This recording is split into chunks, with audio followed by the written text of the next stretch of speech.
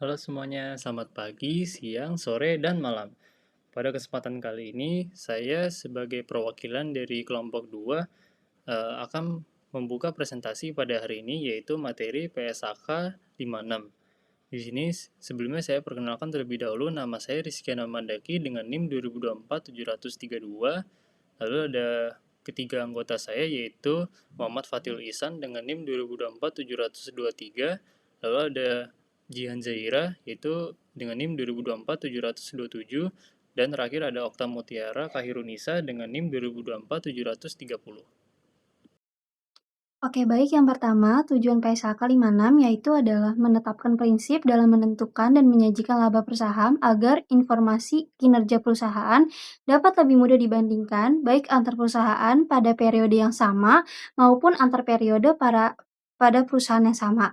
Meskipun angka laba per saham dapat dipengaruhi oleh perbedaan kebijakan akuntansi dalam menentukan laba, PSAK 56 menekankan penggunaan penyebut atau jumlah saham beredar yang dihitung secara konsisten. Dengan demikian, hasil perhitungan laba per saham menjadi lebih andal, konsisten, dan meningkatkan kualitas pelaporan keuangan. Oke, baik. Selanjutnya, ruang lingkup PSAK 56. Yang pertama, laporan keuangan individual entitas yang memiliki saham biasa atau instrumen berpotensi saham biasa yang diperdagangkan di pasar publik atau bursa saham domestik atau luar negeri atau over the counter, termasuk pasar modal lokal dan regional. Lalu, laporan keuangan individual entitas yang telah atau sedang mengajukan pendaftaran kepada regulator pasar modal atau regulator lainnya untuk menerbitkan saham di pasar publik. Selanjutnya, laporan keuangan konsolidasian kelompok usaha dengan entitas induk yang memiliki saham biasa atau instrumen berpotensi saham biasa yang diperdagangkan di pasar publik atau bursa saham domestik atau luar negeri atau over the counter, termasuk pasar modal lokal dan regional, dan laporan keuangan konsolidasian kelompok usaha dengan entitas induk yang telah atau sedang mengajukan pendaftaran kepada regulator pasar modal atau regulator lainnya untuk menerbitkan saham di pasar publik. Oke, baik. Selanjutnya, penyajian informasi laba per saham. Jika entitas menyajikan laporan keuangan konsolidasian dan laporan keuangan tersendiri, maka pengungkapan laba per saham yang diwajibkan PSAK 56 disajikan berdasarkan informasi konsolidasian. Lalu, jika entitas memilih mengungkapkan laba per saham berdasarkan laporan keuangan tersendiri, informasi tersebut hanya disajikan dalam laporan laba rugi dan penghasilan kompresif lain. Lalu selanjutnya, informasi laba per saham berdasarkan laporan keuangan tersendiri tidak diperkenankan disajikan dalam laporan keuangan konsolidasian. Lalu selanjutnya, jika entitas menyajikan laporan laba rugi terpisah sesuai PSAK 201 paragraf 10A, maka laba per saham hanya disajikan dalam laporan laba rugi terpisah tersebut. Oke, baik. Selanjutnya, istilah yang digunakan dalam PSAK 56. Yang pertama, anti-dilusi adalah kondisi ketika laba per saham meningkat atau rugi per saham menurun karena adanya asumsi bahwa instrumen yang dapat dikonversi, opsi, warrant, atau saham biasa telah diterbitkan setelah memenuhi syarat tertentu. Lalu yang keduanya, dilusi adalah kondisi ketika laba per saham menurun atau rugi per saham meningkat karena adanya asumsi bahwa instrumen yang dapat dikonversi, opsi, warrant, atau saham biasa telah diterbitkan setelah memenuhi syarat tertentu. Lalu yang selanjutnya, instrumen berpotensi saham biasa adalah instrumen keuangan atau kontrak lain yang memungkinkan pemenangnya memperoleh saham biasa. Lalu selanjutnya, opsi jual atas saham biasa adalah kontrak yang memberikan hak kepada pemegangnya untuk menjual saham biasa pada harga tertentu dan jangka waktu tertentu. Lalu selanjutnya, opsi warrant dan ekuivalennya adalah instrumen keuangan yang memberikan hak kepada pemegangnya untuk membeli saham biasa. Lalu selanjutnya, perjanjian saham kontingen adalah perjanjian untuk menerbitkan saham yang bergantung pada pemenuhan ketentuan tertentu. Lalu selanjutnya, saham biasa adalah instrumen ekuitas yang merupakan subordinat dari seluruh kelompok instrumen ekuitas lain. Dan yang terakhir, saham biasa yang diterbitkan secara kontingen adalah saham biasa yang dapat diterbitkan berdasarkan pada pemenuhan ketentuan tertentu dalam suatu perjanjian saham kontingen tanpa atau dengan sedikit pembayaran, baik dalam bentuk kas maupun alat pembayaran lainnya. Selanjutnya kita masuk ke bagian laba per saham atau diluted EPS.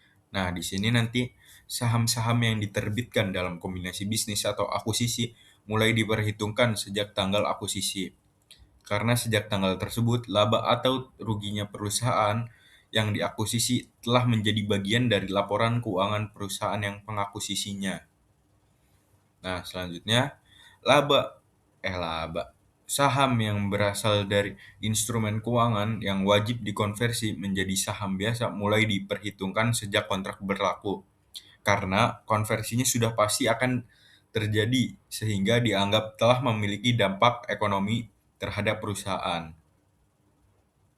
Selanjutnya juga saham yang diterbitkan secara kontingen hanya diperhitungkan apabila persyaratannya itu telah ditetapkan atau benar-benar terjadi. Jika satu-satunya syarat hanyalah berlalunya waktu, maka perlakuannya akan berbeda. Itu nanti sesuai dengan PSAK-nya. Selanjutnya, jumlah rata-rata tertimbang saham harus disesuaikan apabila terjadi perubahan jumlah saham ini tidak menyebabkan perubahan sumber daya ekonomi perusahaan. Nah, penyesuaian ini itu bertujuan agar memperhitungkan hasil EPS tidak menyesatkan dan tetap dapat dibandingkan dengan periode-periode sebelumnya. Masih sama seperti bagian sebelumnya, kita masih membahas laba per saham atau diluted EPS. Nah, di sini beberapa aksi korporasi yang mengharuskan penyesuaian jumlah itu harus meliputi contohnya saham bonus, yaitu pemberian saham tambahan kepada pemegang saham tanpa pembayaran. Nah, di sini ada beberapa contohnya. Nah, yang pertama itu ada dividen saham.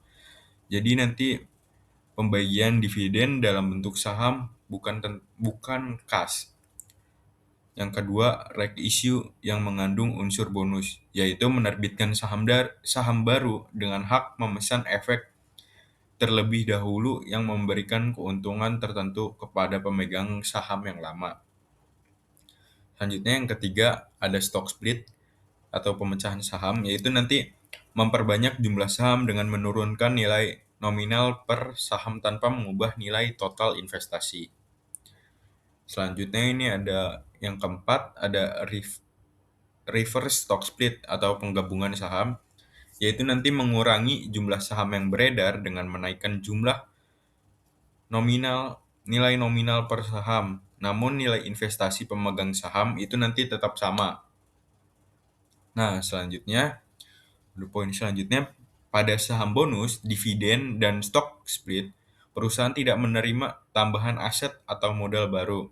Oleh karena itu, perubahan hanya mempengaruhi jumlah lembar saham, sehingga jumlah saham pada periode sebelumnya juga harus disesuaikan agar perhitungan EPS tetap konsisten.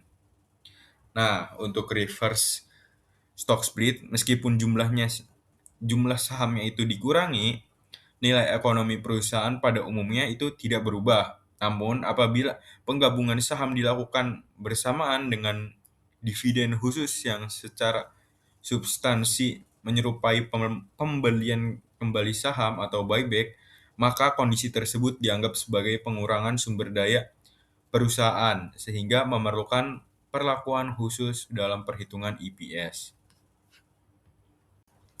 Selanjutnya kita akan masuk ke pembahasan berikutnya, yaitu menghitung laba per saham di Lusian.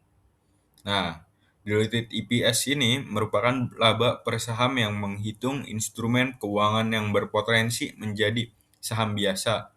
Nah, sehingga memberikan gambaran yang lebih realistis mengenai laba per saham apabila instrumen tersebut dapat dikonversi. Nah, diluted EPS itu wajib disajikan untuk laba yang dapat diatribusikan kepada pemegang saham biasa, entitas induk, dan laba dari operasi yang dilanjutkan jika perusahaan tersebut menyajikan dalam laporan keuangan. Nah, selanjutnya, instrumen yang dapat diperhitungkan hanya bersifat diluted. Nah, yaitu instrumen yang menyebabkan nilai-nilai laba per saham itu menurun. Instrumen yang anti-dilutif tidak dimasukkan ke dalam perhitungan karena dapat meningkatkan nilai laba per saham tersebut. Selanjutnya, instrumen yang berpotensi saham Biasa yang umumnya diperhitungkan itu menjadi obligasi konversi, saham preferen konversi, itu opsi saham, dan waran, serta instrumen lain yang dapat dikonversi menjadi saham biasa. Nah, dalam menghitung diluted EPS, harus disesuaikan menambah kembali bunga obligasi konversi setelah dikurangi pajak, dividen preferen konversi, serta penghasilan atau beban lain yang timbul akibat asumsi konversi instrumen. Nah, selanjutnya kita akan membahas cara menentukan jumlah saham yang digunakan dalam perhitungan diluted earning per share atau diluted EPS. Nah, jadi jumlah saham yang diperhitungkan di diluted EPS itu terdiri dari jumlah-jumlah rata-rata tertimbang dari saham biasa yang telah beredar ditambah saham yang diasumsikan akan diterbitkan apabila seluruh instrumen berpotensi saham biasa yang bersifat dilutif itu nanti akan dikonversi menjadi saham biasa. Nah, selanjutnya instrumen berpotensi saham biasa yang memiliki sifat dilutif dianggap telah dikonversi sejak awal periode pelaporan. Namun, apabila instrumen tersebut diterbitkan setelah awal periode, maka konversi tersebut dianggap terjadi sejak tanggal instrumen tersebut diterbitkan. Nah, selanjutnya penentuan instrumen yang bersifat dilutif dilakukan pada setiap periode pelaporan secara terpisah. Hal ini karena suatu instrumen dapat bersifat dilutif pada satu periode, tetapi menjadi anti-dilutif pada periode berikutnya akibat perubahan laba atau kondisi perusahaan. Instrumen yang dibatalkan atau kadaluarsa selama periode pelaporan itu hanya diperhitungkan selama instrumen tersebut masih berlaku. Setelah dibatalkan atau berakhirnya masa berlaku, instrumen tersebut tidak lagi dimasukkan ke dalam diluted EPS. Jumlah saham yang akan diterbitkan akibat konversi tersebut berdasarkan ketentuan yang tercantum dalam instrumen tersebut. Apabila terdapat lebih dari satu alternatif konversi, perusahaan menggunakan asumsi yang paling menguntungkan bagi pemegang saham instrumen. Selanjutnya saya akan melanjutkan pembahasan yaitu perlakuan instrumen keuangan tertentu dalam perhitungan diluted EPS. Nah, opsi dan waran ini hanya dianggap memberikan efek dilutif apabila harga pelaksanaannya itu lebih rendah daripada harga pasar rata-rata saham biasa selama periode berjalan. Nah, dalam kondisi tersebut, pemegang instrumen itu cenderung menggunakan haknya sebagai jumlah saham yang beredar dan akan bertambah. Nah, PSAK itu menggunakan metode treasury stock untuk menghitung dampak opsi dan waran. Metode ini mengasumsikan bahwa dana yang diterima dari pelaksanaan opsi atau waran itu digunakan kembali oleh perusahaan untuk membeli saham biasa pada harga saham. Nah, akibatnya itu hanya selisih saham atau incremental share yang diperhitungkan sebagai efek dilusi. Selanjutnya, apabila harga pelaksanaan sama dengan atau lebih tinggi daripada harga pasar rata-rata saham, maka opsi atau waran tidak bersifat dilutif, sehingga tidak dimasukkan ke dalam perhitungan diluted EPS. Opsi atau waran tidak. Nah, selanjutnya kontrak yang dapat diselesaikan dengan saham biasa atau kas harus diperlakukan dengan sesuai dengan substansi ekonominya. Nah, jika perusahaan diasumsikan akan menyelesaikan kontrak dengan menerbitkan saham biasa, maka kontrak tersebut diperhitungkan sebagai instrumen berpotensi saham biasa dalam diluted EPS. Nah, selanjutnya, apabila suatu kontrak memberikan pilihan cara penyelesaiannya, misalnya dapat diselesaikan dengan kas atau saham biasa, maka dalam kontrak perhitungan diluted EPS digunakan alternatif yang menghasilkan efek paling dilutif terhadap laba per saham tersebut. Instrumen berpotensi saham biasa yang bersifat diluktif. Prinsip dasar diluktif, instrumen berpotensi saham biasa seperti obligasi konversi, opsi atau waran hanya dianggap bersifat diluktif jika instrumen tersebut menurunkan laba per saham atau meningkatkan rugi per saham dari operasi normal yang dilanjutkan. Pengujian diluktif untuk menentukan apakah suatu instrumen bersifat diluktif atau anti-diluktif setiap instrumen atau setiap penerbitan harus diuji secara individual. Opsi waran dan ekuivalennya. Bagian ini berfokus pada kontrak yang memberikan hak kepada pembelinya untuk membeli saham biasa.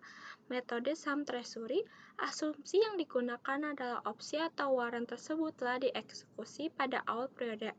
Dana imajiner yang diterima dari eksekusi tersebut diasumsikan digunakan oleh perusahaan untuk membeli kembali saham biasa di pasar pada harga pasar rata-rata. Dampak pada rumus LPS dilusian pembilang laba tidak ada penyelesaian laba karena asumsi eksekusi opsi tidak memengaruhi laba bersih periode berjalan. Penyebut saham hanya selisih antara jumlah saham yang diterbitkan dari opsi dengan jumlah saham yang dapat dibeli kembali di pasar yang ditambahkan ke penyebut. Kontrak yang dapat diselesaikan dengan saham biasa atau kas. Ini adalah kondisi di mana perusahaan menerbitkan kontrak keuangan yang penyelesaiannya akhirnya bisa memilih apakah dibayar menggunakan uang tunai kas atau diterbitkan dengan saham biasa. Pilihan penyelesaian ini biasa berada di tangan entitas atau perusahaan atau di tangan pemegang kontrak. Asumsi akuntansinya dalam penghitungan LPS dilusian, akuntansi selalu menggunakan prinsip kehati-hatian. Diasumsikan bahwa kontrak tersebut akan diselesaikan dengan saham biasa jika dampak penerbitan saham tersebut bersifat diluktif. Penyesuaian jika diasumsikan saham.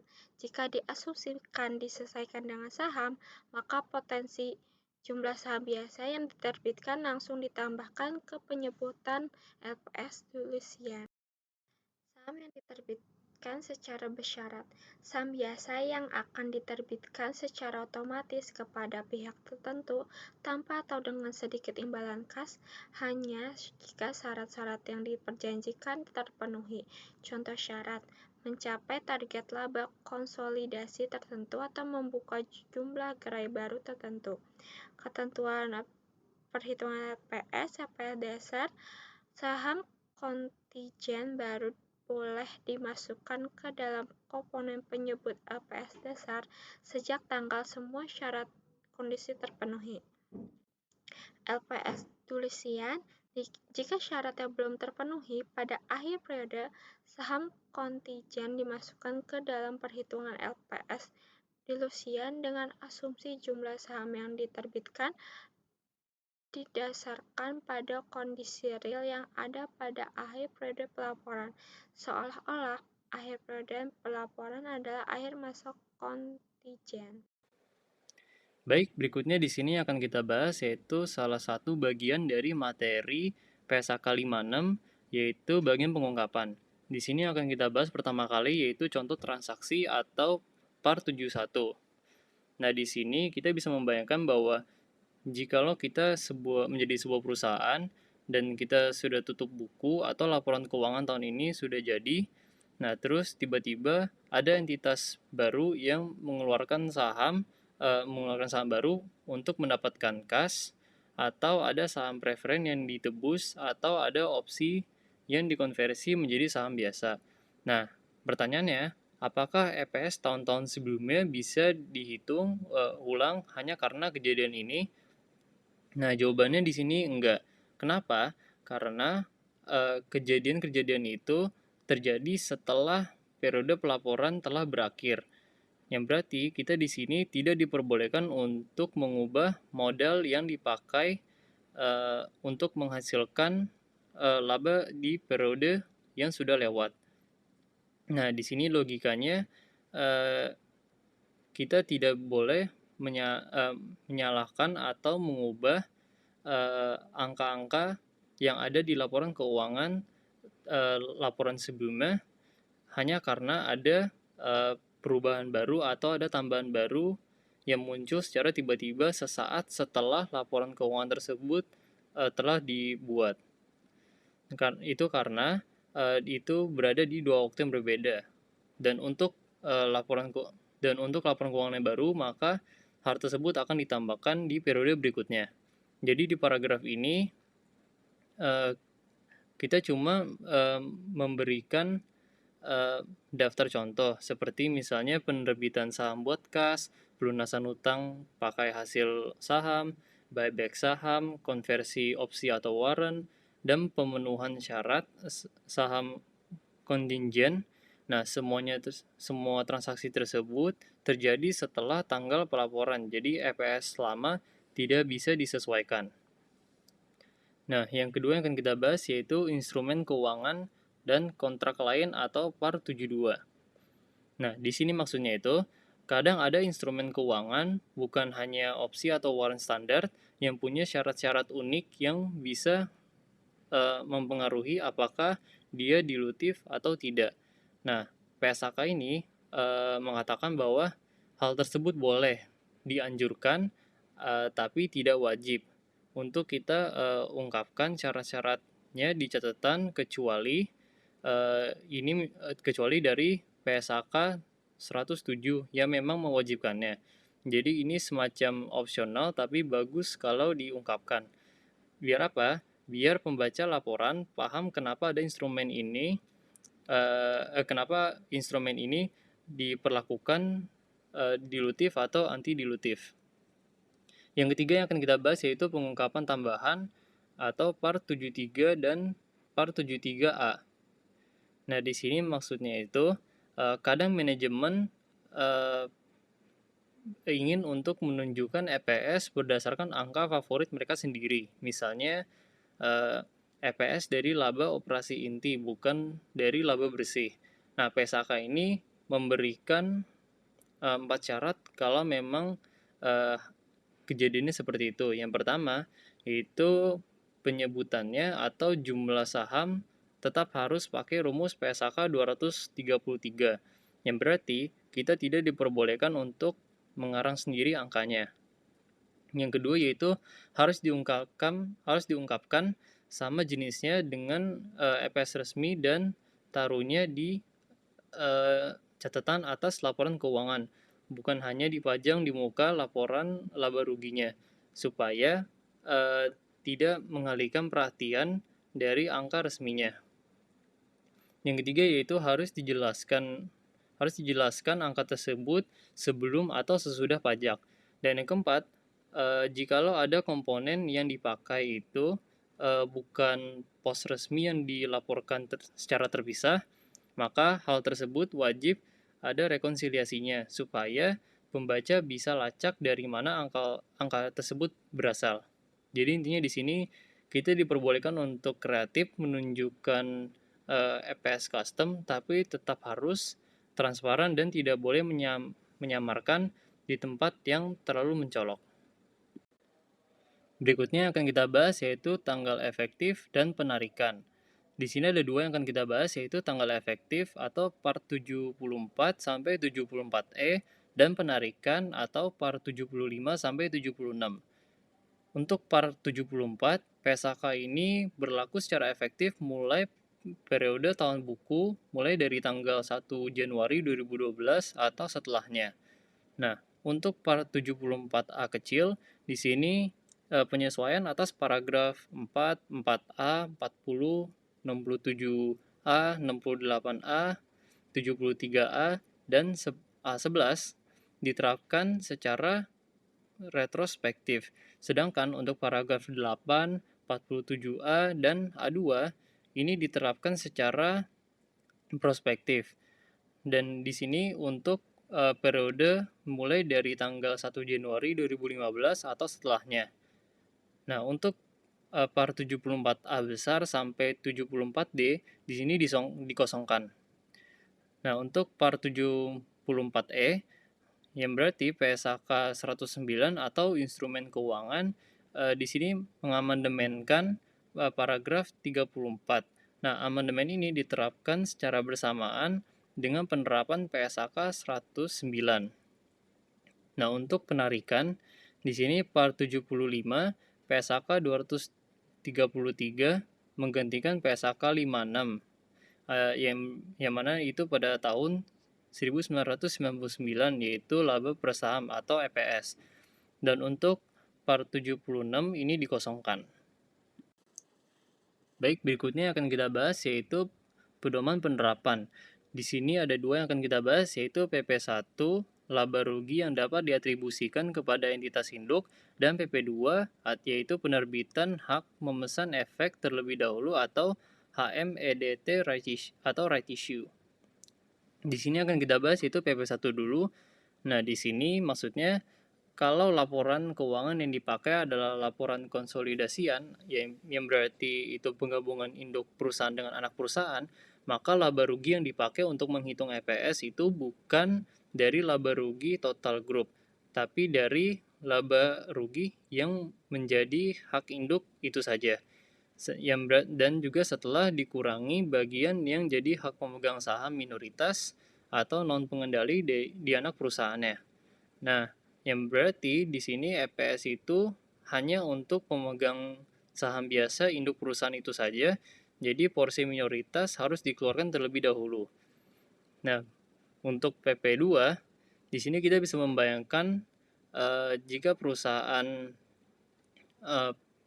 memberikan hak ke pemegang saham lama untuk membeli saham baru dengan harga diskon atau di bawah harga pasar. Nah, itu namanya HMEDT atau right issue. Nah, di situ kenapa harganya bisa di bawah nilai wajar? Itu karena dianggap ada unsur bonus dari pemegang saham lama. Ya, mirip seperti konsep diskon di mana ada diskon gratis.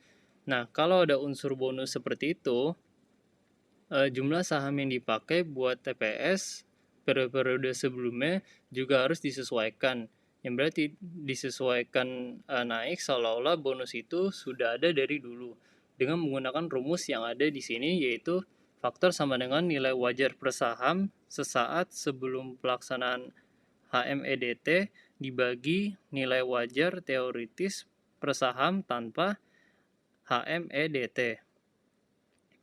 Nah, di sini nilai wajar teoritisnya dihitung dengan cara menggabungkan nilai wajar total saham lama ditambah kas yang masuk dari pelaksanaan HMEDT lalu dibagi dengan total saham setelah HMEDT. Nah, kenapa di sini direpotkan seperti itu? Karena kalau tidak disesuaikan maka EPS periode sebelum-sebelumnya jadi tidak sebutannya tidak apple to apple dibandingkan EPS setelah right issue.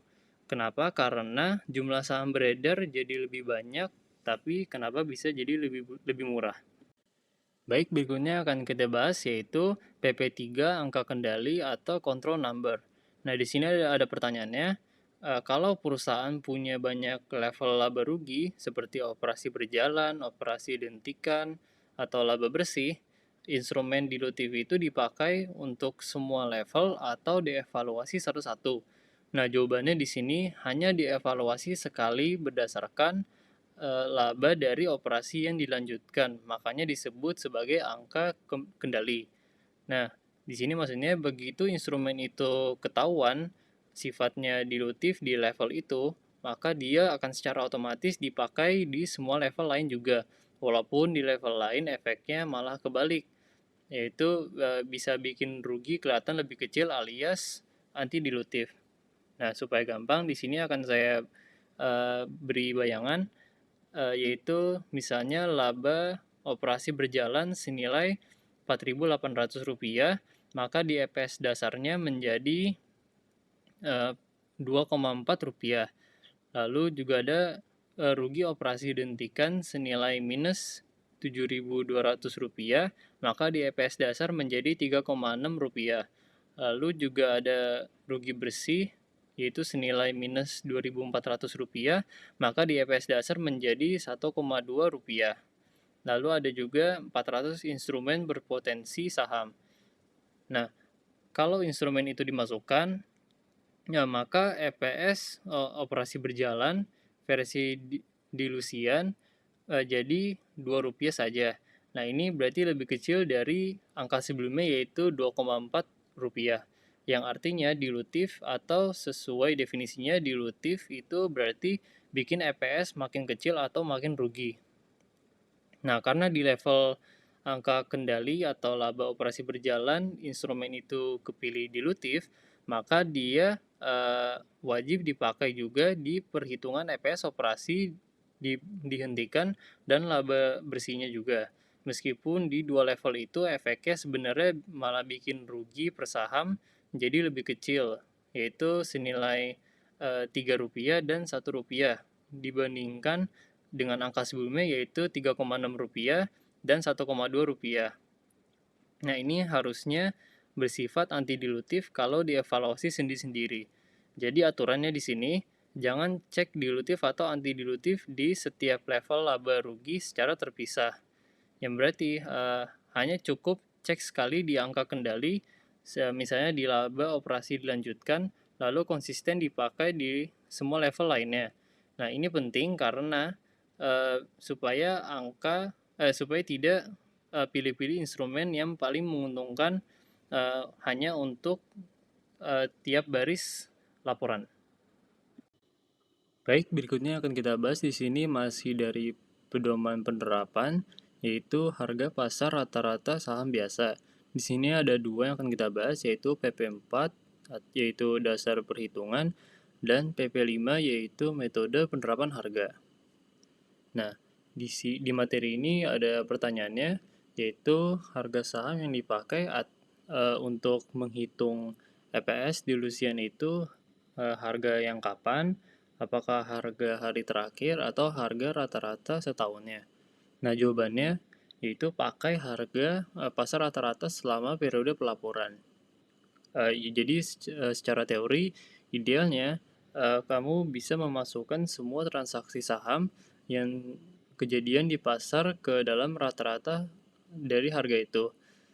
Tapi di praktiknya ini sedikit kompleks, yaitu cukup pakai rata-rata mingguan atau bulanan. Nah, itu sudah dianggap cukup mewakili. Nah, terus harga yang dipakai itu harga apa? Biasanya harga yang dipakai itu yaitu harga dari penutupan atau closing price. Tapi kalau fluktuasi harganya besar, yaitu naik turun tajam, maka harga penutupan doang bisa enggak representatif. Makanya disarankan pakai rata-rata dari harga tinggi dan rendah setiap periodenya, biar lebih mewakili kondisi real. Nah, satu hal penting lagi, metode yang dipilih atau closing price dengan high-low average harus dipakai secara konsisten dari periode ke periode. Tidak boleh gonta-ganti metode seenaknya kecuali memang kondisi pasarnya berubah. Misalnya awalnya harga stabil jadi bisa pakai closing price tapi tiba-tiba fluktuatif jadi harus pindah ke metode high low. Baik, di sini akan kita bahas berikutnya yaitu opsi, warrant, dan ekuivalennya. Di sini ada 4 yang akan kita bahas, yaitu ada PP6 atau prinsip dasar treasury stock method, lalu ada PP7 yaitu opsi atau warrant dengan penawaran utang atau instrumen lain, lalu ada PP8 yaitu perlakuan pada saham preferen dengan opsi konversi serupa, dan PP9 yaitu hasil pelaksanaan opsi atau warrant yang wajib digunakan untuk melunasi utang lain. Di sini kita bahas satu-satu dulu. Yang pertama ada PP6. Jadi ini konsepnya itu inti yang sering muncul di soal-soal EPS di Lusian. Logikanya seperti ini. Kalau ada opsi atau warrant yang exercise price-nya atau harga pelaksanaannya lebih rendah dari harga pasar rata-rata, maka opsi itu dianggap dilutif karena orang yang memegang opsi itu bisa membeli saham dengan harga murah sehingga bisa dijual di harga pasar sehingga itu menyebabkan keuntungan. Nah, cara menghitungnya yaitu dengan menggunakan metode treasury match stock, yaitu yang pertama mengasumsikan opsi atau warrant itu dilaksanakan atau exercise. Lalu yang kedua, duit yang masuk dari pelaksanaan opsi itu yaitu dari rumus harga eksekusi dikali jumlah opsi. Nah, ini dianggap dipakai oleh entitas untuk membeli balik sahamnya sendiri dari harga pasar rata-rata. Nah, yang ketiga, karena harga eksekusi lebih rendah dari harga pasar, maka cash yang masuk itu tidak cukup untuk membeli balik saham sebanyak yang diterbitkan. Makanya dari itu jumlah saham yang beredar netnya itu bisa bertambah. Nah, ini membuat EPS menjadi terdilusi. Nah, kalau harga eksekusinya malah di atas harga pasar, yang berarti itu rugi kalau exercise, maka opsi ini menjadi anti dilutif. Jadi tidak dimasukkan ke perhitungan kecuali ada instrumen sejenis lain yang beredar dan convert. Nah, itu tetap diasumsikan sebagai convert. Lalu ada PP7. Nah, ini menjadi kasus khusus di mana kadang ada opsi atau warrant itu memperbolehkan pembayarannya pakai utang atau instrumen lain, bukan hanya kas secara langsung. Nah, opsi ini dianggap dilutif karena yang pertama tuh harga pasar rata-rata saham melebihi harga eksekusi atau harga jual harga jual instrumen utang yang ditawarkan lebih rendah dari yang seharusnya, sehingga menciptakan semacam diskon tersembunyi di bawah harga pasar saat pelaksanaannya. Nah, kalau dilutif, maka entitas asumsikan opsi atau warrant itu dilaksanakan dan utang atau instrumen tadi ditawarkan. Nah, kalau pemegang opsi lebih untung untuk memilih biaya tunai dibandingkan menggunakan instrumen utang, maka yang diasumsikan adalah penawaran tunai.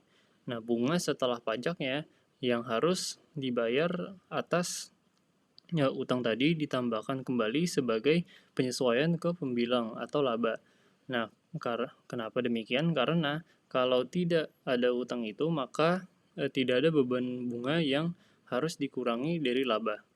Lalu untuk PP8, di sini kita hanya ditegaskan bahwa kalau ada saham preferen yang punya opsi konversi, yang berarti itu mirip seperti opsi atau warrant, misalnya investor boleh memilih convert dengan cara tertentu yang lebih menguntungkan, maka perlakuannya sama dengan aturan PP7 di atasnya.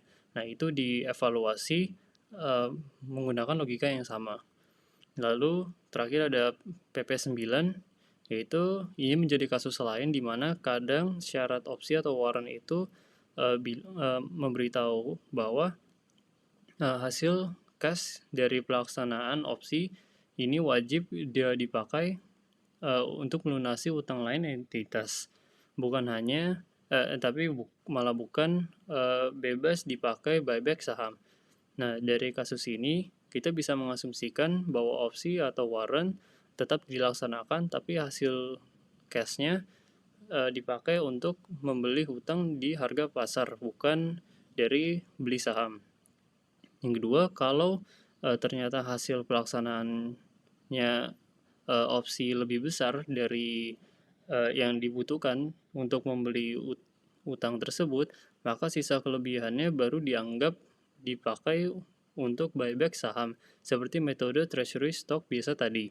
Lalu yang ketiga, bunga, yaitu setelah pajak atas utang yang dianggap beli tadi, itu ditambahkan kembali ke pembilang laba sebagai penyesuaiannya. Jadi ini bisa menjadi kombinasi dari dua treatment, yang mana satu sebagai sisa kas wajib untuk utang, lalu sisanya bisa masuk logika treasury stock. Berikutnya akan kita bahas yaitu ada opsi jual yang diterbitkan atau written put options. Di sini ada PP10 yaitu ilustrasi penerapan paragraf 63. Nah, di sini uh, ini menjadi kasus kebalikan dari opsi beli atau call option. Nah, kalau opsi jual atau put option itu berarti entitas wajib membeli balik sahamnya sendiri dari pemegang opsi di harga eksekusi tertentu. Nah, biasanya ini bersifat dilutif kalau harga eksekusinya lebih tinggi dari harga saham karena entitas rugi atau harus membayar lebih mahal dari harga wajarnya. Contoh dari soalnya itu misalnya ada 120 opsi jual beredar dan harga eksekusinya Rp35. Sedangkan harga pasar rata-rata saham periode itu malah Rp28. Nah, karena harga eksekusinya yaitu tadi Rp35 lebih tinggi daripada harga pasar yaitu Rp28, berarti kalau opsi ini dilaksanakan maka entitas harus keluar kas sebesar Rp35.000 per saham, Rp35 per saham untuk membeli balik saham yang cuma bernilai pasar Rp28. Nah, ini yang membuat menjadi sifatnya dilutif atau rugi implisit. Nah, cara menghitungnya yaitu kebalikan dari treasury stock method biasa tadi, yaitu yang pertama total kas yang harus dikeluarkan entitas untuk memenuhi kewajiban opsi jual, yaitu 120 lembar dikali Rp35, yaitu menjadi Rp4.200. Nah, yang kedua, untuk mendapatkan kas Rp4.200 itu, mari kita asumsikan bahwa entitas menerbitkan saham baru di harga pasar yaitu Rp28, maka menjadi Rp4.200 dibagi Rp28 menjadi 150 lembar saham baru. Nah, kita bandingkan ya, jika entitas menerbitkan 150 lembar saham baru tapi hanya menerima kembali 120 lembar saham dari pemegang opsi jual karena ada opsi jual yang dilaksanakan atas 120 saham tersebut. Nah, yang keempat yaitu menjadi selisihnya berarti 150 dikurang 120 menjadi 30 lembar saham. Nah, inilah saham incremental yang ditambahkan ke penyebut atau denominator yang untuk menghitung EPS dilusiannya. Nah, gampangnya karena entitas terpaksa untuk membeli harga mahal yaitu di harga Rp35, tapi hanya bisa untuk memodalkan itu dengan harga jual saham baru di harga murah yaitu Rp28, maka dia perlu menerbitkan lebih banyak saham untuk tutup selisihnya. Dan kelebihan saham baru itulah yang nantinya akan membuat EPS terdilusi. Baik, berikutnya akan kita bahas yaitu masih dari pedoman penerapan yaitu ya instrumen entitas anak, ventura bersama atau entitas asosial. Di sini ada PP 11 yaitu perlakuan instrumen berpotensi saham biasa dari investee. Nah, di sini kita bisa membayangkan strukturnya misalnya ada entitas pelapor misalnya dari PT Induk yang punya entitas anak atau ventura bersama atau JV atau entitas asosial. Nah, masing-masing entitas ini bisa aja punya instrumen berpotensi saham sendiri yaitu opsi, warrant, obligasi konversi dan lain-lain. Nah, pertanyaannya, kalau kita mau hitung EPS konsolidasian punya PT Induk itu, nah, apakah instrumen-instrumen di level anak perusahaan itu diperlakukannya bagaimana? Nah, di sini ada dua skenario, yaitu skenario pertama, yaitu instrumen anak perusahaan bisa dikonversi jadi saham anak perusahaan itu sendiri. Nah, contohnya dari PT anak perusahaan ini punya obligasi konversi yang bisa jadi saham PT anak perusahaan, bukan saham dari PT induk perusahaan. Nah, cara treatmentnya adalah yang pertama, hitung dulu EPS dilusian di level PT anak perusahaan sendiri. Nah, lalu itu yang berarti itu memasukkan instrumen itu ke perhitungan EPS-nya PT anak perusahaan tersebut. Nah, yang kedua, baru hasil EPS dari PT anak perusahaan itu bisa dibawa naik ke level PT induk perusahaan tersebut. Nah, proporsionalnya sesuai dari persentase kepemilikan PT induk perusahaan atas PT anak perusahaannya. Nah, analogi seperti ini. Kalau misalnya kamu punya saham di sebuah startup, nah startup itu sendiri punya karyawan dengan stock option. Nah, untuk mencari tahu berapa porsi untung kamu, nah kamu harus menghitung dulu EPS si startup itu sendiri dengan apakah sudah memperhitungkan dilusi dari stok option karyawannya atau tidak. Nah, baru dikalikan dengan persentase kepemilikan kamu. Berikutnya ada skenario yang kedua, yaitu instrumen anak perusahaan bisa dikonversi jadi saham entitas pelapor, yaitu induk perusahaan secara langsung. Nah, ini beda ceritanya. Nah, kalau instrumen dari anak perusahaan itu ternyata bisa langsung ditukarkan jadi saham induk perusahaan tersebut, maka instrumen itu diperlakukan langsung sebagai instrumen yang berpotensi saham milik induk perusahaan tersebut dalam EPS konsolidasiannya. Nah, di sini kita tidak perlu menghitung dulu di level anak perusahaannya karena atau ujung-ujungnya bakal jadi saham PT induk perusahaan tersebut. Jadi gampangnya, jika instrumennya nyasar ke saham induk perusahaan, yaitu berarti dianggap aja itu sebagai instrumen induk perusahaannya dari awal. Berikutnya yang akan kita bahas di sini ada PP12, yaitu penyesuaian pembilang dan penyebutnya. Nah, di sini uh, menjadi kelanjutan dari kasus yang sebelumnya dari PP11. Nah, kalau instrumen entitas pelapor sendiri ternyata bisa dikonversi jadi saham anak perusahaan atau JV atau asosiasi, yang menjadi kebalikan dari PP11 tadi, maka yang pertama kita asumsikan dulu instrumen itu sudah dikonversi. Lalu yang kedua, laba rugi dari pembilang itu disesuaikan sesuai dengan paragraf 33, yaitu aturan umum penyesuaian pembilang untuk instrumen dilutif. Nah, yang ketiga yaitu ada penyesuaian tambahan. Nah, karena konversi ini membuat jumlah saham anak perusahaan atau JV atau asosiasi yang beredar menjadi menambah, itu artinya kepemilikan efektif dari induk perusahaan di anak perusahaan itu menjadi terdilusi juga.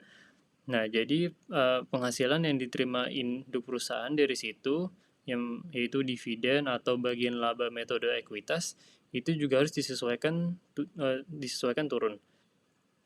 Nah, tapi yang penting untuk dicatat yaitu penyebut atau jumlah saham di level entitas pelapor sendiri tidak tidak berubah sama sekali.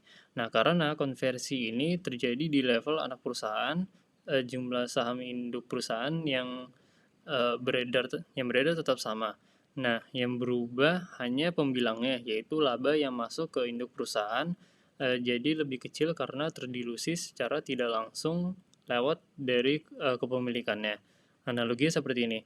Jika kamu punya 20% saham di sebuah perusahaan nih. Nah, kalau perusahaan itu menerbitkan saham baru dilusi di level mereka. Nah, di situ porsi laba yang mengalir ke kamu jadi lebih kecil, walaupun jumlah saham kamu sendiri di perusahaan kamu yang punya yang 20% tadi itu tidak berubah sama sekali. Lalu ada yang ketiga yang akan kita bahas yaitu ada instrumen ekuitas partisipasi dan saham biasa dua kelas. Nah, di sini pertanyaan pertama kita bahas dulu PP13. Nah, di sini ada jenis-jenis ekuitas partisipasi. Nah, ini adalah kasus di mana perusahaan punya lebih dari satu kelas saham biasa dengan hak dividen yang berbeda-beda. Ada dua contohnya, yaitu yang pertama instrumen yang ikut mendapatkan dividen bareng saham biasa. Nah, di situ pakai rasio tertentu, misalnya 2:1 dan kadang ada batas maksimalnya. Lalu yang kedua ada kelas saham biasa dengan tarif dividen yang berbeda dari kelas saham biasa lainnya, tapi levelnya sama, yang berarti itu tidak ada yang didahulukan. Berikutnya yang akan kita bahas di sini ada PP14, yaitu metode perhitungan laba per sahamnya. Nah, ini menjadi lanjutan dari PP sebelumnya, yaitu PP13. Nah, di sini yaitu cara menghitung EPS-nya. Nah, untuk menghitung EPS dalam situasi seperti ini, maka ada 3 langkah yang perlu kita ketahui. Yang pertama yaitu kita pisahkan terlebih dahulu laba yang pasti menjadi hak masing-masing dari kelas, yaitu dengan mengurangi atau menambahkan laba dengan dividen yang sudah diumumkan atau dividen kontraktual yang wajib dibayar, misalnya dividen kumulatif yang belum dibayar. Langkah kedua yaitu sisa laba yang belum dijatakan tadi, maka kita bagi ke semua kelas saham termasuk instrumen partisipasi, seolah-olah semua laba didistribusikan secara penuh. Jadi tiap kelas dapat porsi sesuai hak partisipasinya sendiri. Nah, lalu langkah ketiga yaitu maka dari semua itu kita totalkan, yaitu dividen tetap ditambah porsi partisipasi untuk setiap kelas. Terus kita bagi dengan jumlah saham di kelas itu. Nah, di situ jadilah EPS masing-masing setiap kelasnya. Nah, untuk EPS dilusiannya, semua instrumen berpotensi saham yang dianggap bakal diterbitkan itu langsung dimasukkan ke perhitungan saham beredar duluan. Nah, habis itu baru dimasukkan ke 3 langkah di atas tersebut. Berikutnya akan kita bahas di sini yaitu saham yang dibayar sebagian. Di sini ada 2 yang akan kita bahas, yaitu ada PP15 yaitu saham dengan hak partisipasi dividen proporsional, dan PP16 yaitu saham yang belum dibayar penuh tanpa hak partisipasi. Nah, di sini kita bahas satu dulu. Kedua bagian ini itu menjadi kasus yang jarang ada tapi eksis di dunia nyata, yaitu kadang saham diterbitkan tapi pembelinya belum bayar penuh atau masih nyicil atau sebagian. Nah, di sini untuk PP15 saham ini tetap dihitung sebagai bagian dari saham biasa di EPS dasar sepanjang dia memang berhak untuk ikut mendapatkan dividen selama periode itu. Nah, di situ dihitung secara proporsional relatif ke saham yang sudah dibayar penuh. Jadi gampangnya, jika kamu udah nyicil 50% harga saham tapi tetap dapat dividen penuh seperti pemegang saham lain, yaitu berarti dianggap aja itu udah menjadi saham biasa yang utuh untuk EPS. Lalu untuk PP16, nah di sini kalau saham belum lunas itu nggak ikut mendapatkan dividen, maka treatmentnya berbeda. Jadi diperlakukan seperti opsi atau warrant dalam EPS dilusian menggunakan logika treasury stock method yang tadi. Cara menghitungnya yaitu sisa uang yang belum dibayar dianggap sebagai dana yang dipakai untuk membeli saham biasa, sama seperti logika opsi. Nah, jumlah saham yang masuk ke EPS dilusian itu adalah selisih antara jumlah saham yang dipesan dan jumlah saham yang seharusnya bisa dibeli dari sisa dana yang belum dibayar itu. Nah, analoginya mirip banget seperti logika opsi jual atau put option yang sudah kita bahas sebelumnya. Yaitu bedanya di sini yang belum lunas itu bukan opsi tapi saham beneran yang masih nyicil.